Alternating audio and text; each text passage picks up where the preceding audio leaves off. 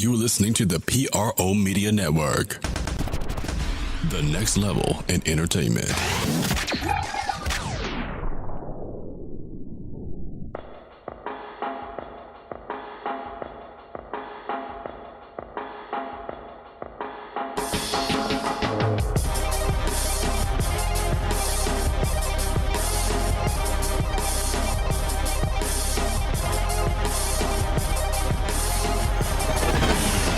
You're listening to the Pelicans Postgame Report on the PRO Media Network for all things Pelicans.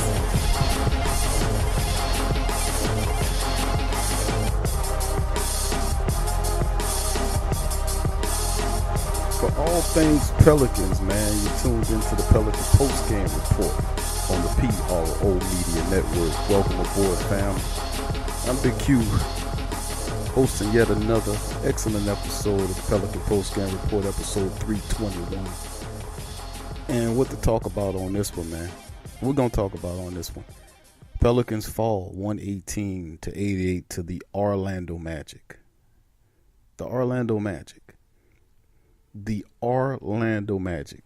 26-32 Orlando Magic, 11-17 away.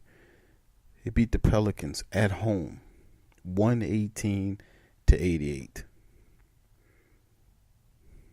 I mean, how do you even... I just can't formulate the words. This team was just awful in this game.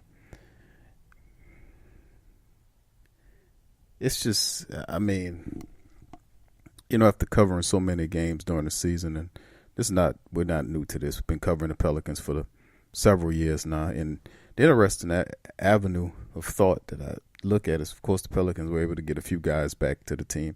Each-One Moore came back, scored 19. That was actually a plus. I really liked the lineup that the Pelicans displayed. I liked Julius Randle coming off the bench. I liked Anthony Davis playing primarily at the 4, with Jahlil Okafor coming back to play the center.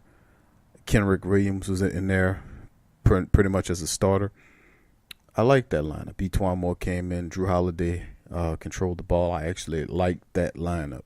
It's pretty good. Problem is, Pelicans had the last two games. The Pelicans have not scored more than 90 points over the last two. Now, of course, 2 games is not enough to say, okay, well, it's a trend. They can't score. But it's just the fact of the matter is these last two teams, you're supposed to beat the Grizzlies, man. The Grizzlies and the Magic, these are two very mediocre teams, to say the least. None of these teams are going to make the playoffs. Let's be real. Memphis is not going to be a team to make the playoffs, and neither is Orlando. These are the teams that if you're a contending team, you're supposed to beat. I just got to say it. But anyway, in today's episode 321 of the Pelican Postgame Report, thank you, new and established listeners of the show. Thank you for listening once more. And also, if you like the show, mash that subscribe button. Hit the thumbs up for more notification. Also, share the show with your other Pelican-minded individuals that like the New Orleans Pelicans. And if you like the Pelicans, we are the show for you. We give real talk, absolutely 100% real talk on the Pelicans. And we sound absolutely nothing like those guys that you listen to on television or other little radio media outlets. We tell it like it is. And then this one, man, this episode, this is absolutely horrendous. The last 2 games are absolutely puzzling. It just puzzles me, baffles me how the Pelicans can be so awful defensively in terms of giving the ball away, and a number of things. The Orlando Magic was a team that they've won 6 of the last 7 contests. I understand that, but they're still the Orlando Magic, and you have Anthony Davis, Julius Randle, Drew Holiday. You know, you're supposed to beat these middling, piddling teams like Memphis and Orlando. Supposed to knock them out of here. Knock them out the park. Looking at today's game, the Pelicans shot 38% from the field, 36 of 94 versus the Magic 44%, hitting 42 of 95. Pelicans were 10 of 29 from downtown for 35, that's what 34.5% versus the Magic 40%. They were 13 of 32 from downtown. Now, free throw wise, the Pelicans didn't get a fair shake in this one. referees were all absolutely awful in this game for the Pelicans. They should file a grievance, too, in this game because they were only allowed to go to the free throw line 8 times in this game. 8 times, and the Magic went 22 times in this game and hit 21 of 22 for 95%. That was absolutely ridiculous. The low amount and all the fouling, Drew Holiday getting fouled, Anthony Davis getting fouled, and these rotten-ass referees only let them go to the line 8 times in this game. Despite the low, the Pelicans defensively, offensive on the rebound effort, 42 total rebounds versus 58 for the Magic. Big disparity there, about 16. They were also assisted 32 to 21. And they had 14 turnovers, 22 points off of 14 turnovers. When they turn over the ball, do they turn it over bad. You got one team, the Magic had 10 turnovers for 11 points. Right? And you'd be like, okay, if I turn the ball over, we only gave up 11 points off it. But if you're the Pelicans, when you screw up, you got to screw up big. They turned the ball over 14 times and gave up 22 points off of 14 turnovers. They were out fast broke, 16-7. It's a myriad of different things dealing with the Pelicans that you can't even put your hand on how bad they are at times. Of course, in this shortened show, we're only going to break down we're going to go over this post-game recap of this horrendous game in which the Pelicans were as down by as much as 30 at one point in this game and couldn't rebound to come back. Looking at the statistics, Anthony Davis played 24 minutes. He was absolutely awful. 1 of 9. He had 3 points, 6 rebounds in this game. And when your star has a terrible game like that, you would expect some of the support players to step up. Jahlil Okafor played 29 minutes, only had 8.7 rebounds. He didn't score. We usually score. Drew Holiday had 16 points, 6 assists in the matchup, 7 of 15 from the field, 1 of 4 from downtown. Kenrick Williams, who usually is a hot spot, he had only 2 points on 1 of 7 shooting. So when they stunk, they all stunk as a collective. E'Twaun Moore, like I said, he led their way with 19. And, of course, you got to give Gentry credit. He did play some guys off the bench. You're looking at Julius Randle. He put up 15 points, 4 rebounds in 22 minutes. And Tim Frazier, in a last-ditch effort, 31 minutes, he put up 10 points off the bench. Darius Miller had 9 points in 21 minutes. So the Pelicans only produced 88 points in the matchup, and the Orlando Magic completely shut them out of the gym. You look at what the Magic were able to do. 22 points for Evan Fournier. 7 of 16, 3 of 4 from downtown. He had 25 points for Nick Vujicic. You also had 20 points by Isaac and 20 points by their star, Aaron Gordon, in the matchup. They just pushed past the Pelicans. And the thing that I'll be thinking about is, like, I wouldn't have been as upset if this was in Orlando. But this was at home in the Smoothie King Center. This is supposed to be a better outing than what it was, man. This is absolutely horrible. It's absolutely terrible. I don't know what you and it begs the question, like a lot of people that's following it, is like, how are these? I mean, it just baffles me.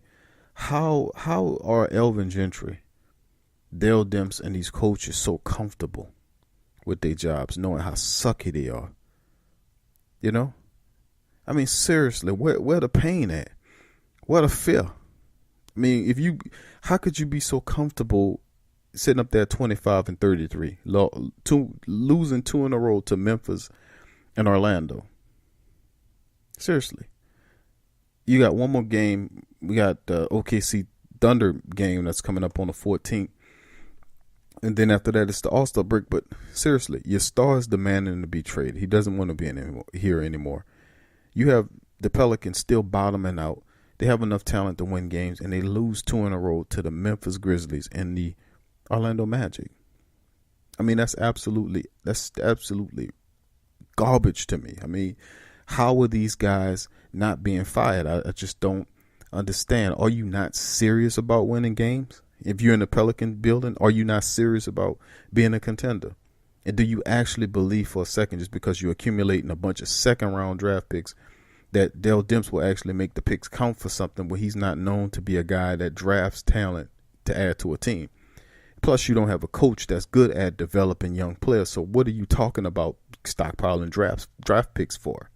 I mean, none of it makes sense unless you change the personnel on high. And I go back to that because they're too comfortable.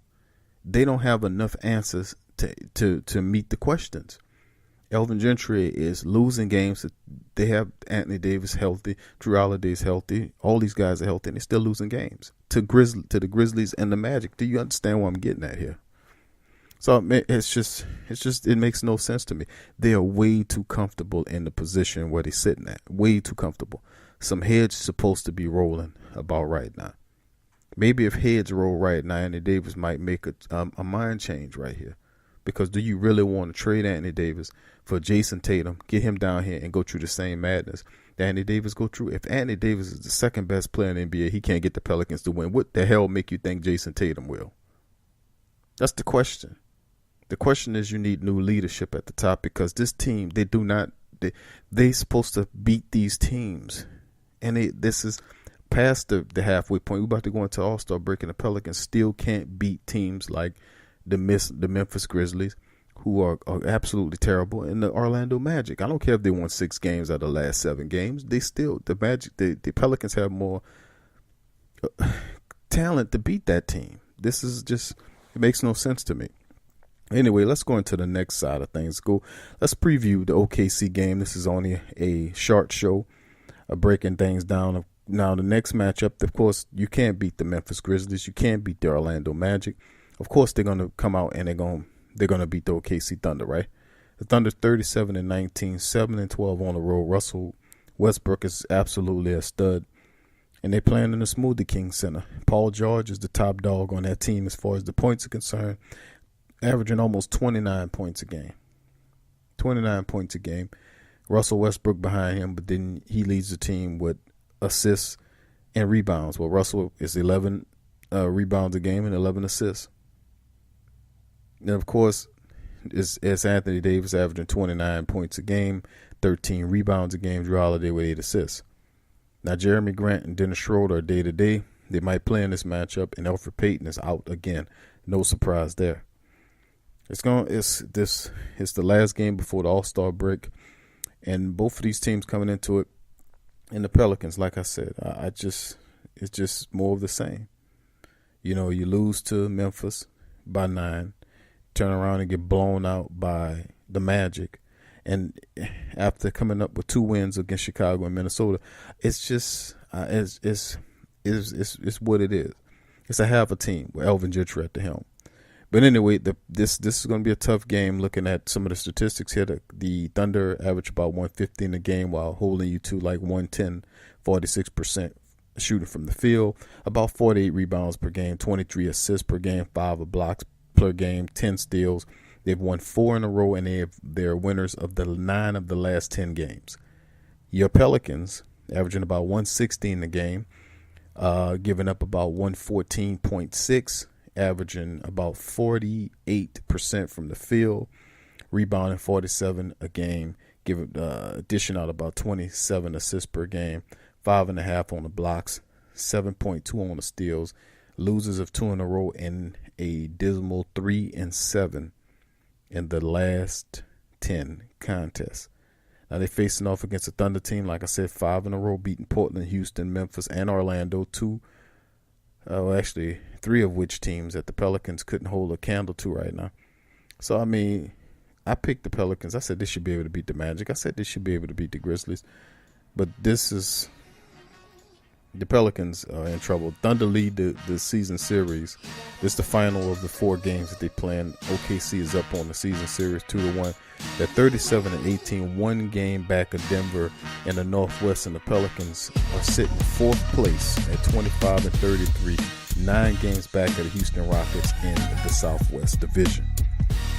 It's not looking good, man, if you're a Pelicans fan, but just hang in there, man. Things going to get graded later as we get rid of Elvin Gentry and a few other pieces to this ridiculous coaching staff. But anyway, that'll be the show for today. Thank you for joining us on the Pelican Postgame Report. If you like the show, please subscribe. Go to our description section for links for our sponsors, for our social media pages, and join up and keep us pumping. Thank you for joining us tonight. Peace.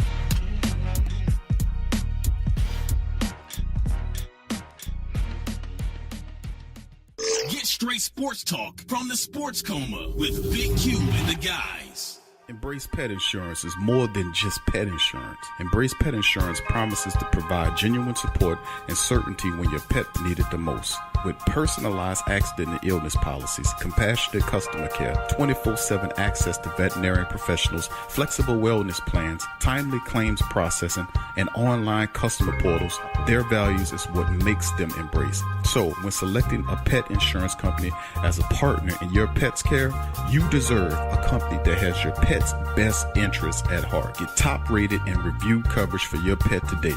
Up to 90% back on bills at any vet, total protection, pet insurance and wellness, and dependable claims payments. Get the top-rated and reviewed coverage for your pet today. Go to embracepetinsurance.com. That's embracepetinsurance.com. Check the link in the description section below.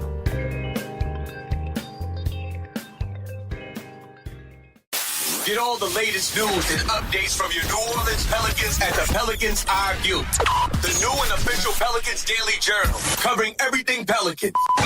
Attention, everyone. Get breakdown on games, free agent signings and potential moves, unbiased opinions and straight up facts with statistical analysis from G Valley. Go to www.thesportsdaily.com/Pelicans-I-View. Are you a boxing fan? Check out Ring Kings Boxing only on the PRO Media Network.